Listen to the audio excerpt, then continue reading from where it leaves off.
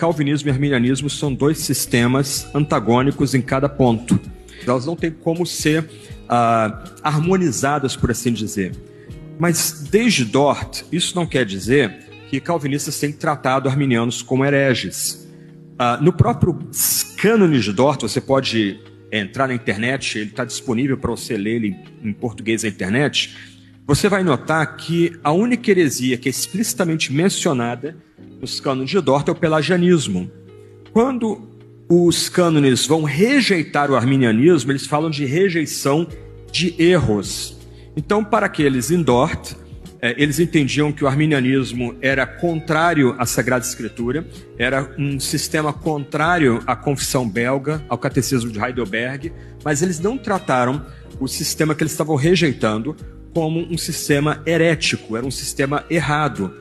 E é interessante que um conselheiro, um inglês chamado William Ames, um teólogo muito importante daquela época, do século XVII, e também foi muito famoso no século XVIII. A obra dele no século XVIII era mais lida que as Institutas da Religião, o título seria o âmago da teologia. Ele vai dizer mais ou menos o seguinte, eu vou citar a frase dele na íntegra amanhã, que o arminianismo é um erro, não heresia, ainda que o arminianismo tenha algumas inconsistências internas que podem levar aqueles que abraçam o arminianismo para heresia.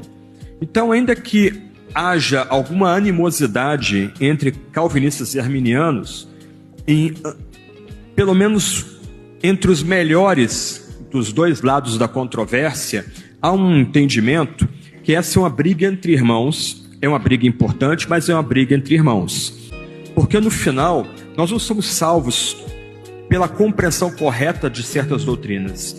Nós somos salvos quando experimentamos o poder dessas doutrinas. Então, uma pessoa pode querer corretamente ir para o inferno, enquanto outra pessoa pode não ter uma boa compreensão da doutrina, mas experimentar a paz, a segurança, a força que vem daquela doutrina, ainda que tenha um pensamento confuso quanto ela. Então, no final, quando a gente pensa nesse debate entre calvinismo e arminianismo, esse é um debate dentro do âmbito cristão mais amplo, é um debate importante. Eu entendo que o calvinismo é bíblico e o calvinismo, a soteriologia calvinista se harmoniza com a estrutura teológica mais ampla do calvinismo, ou seja, com o que nós cremos sobre Deus, Pai, Filho e Espírito Santo, Jesus, Deus e homem, e assim sucessivamente. Mas eu não vou tratar arminianos como inimigos da fé. Isso seria relegar grandes compositores de hinos ao inferno, porque heresia é algo que Deus abomina, algo que não deve ser tolerado dentro da igreja. Nós aprendemos isso em 2 de Pedro, em Judas. Nós teremos que relegar ao inferno grandes escritores, A.W. Tozer, C.S. Lewis, etc. e tal, que edificam a muitos aqui. Então, nós precisamos ter um pouco de cautela quando a gente lida com essas questões. Tecnicamente, e eu encerro aqui, uma heresia é uma negativa ou uma rejeição de uma doutrina essencial, absolutamente central para a salvação. Porque arianos / Testemunha de Jeová são heréticos? Porque eles negam explicitamente que Jesus é Deus encarnado. Se Jesus não é Deus encarnado, então quem estava prometendo perdão de pecados e vida eterna? Um embusteiro? Então, com esse grupo a gente não tem negociação, a posição deles é claramente herética.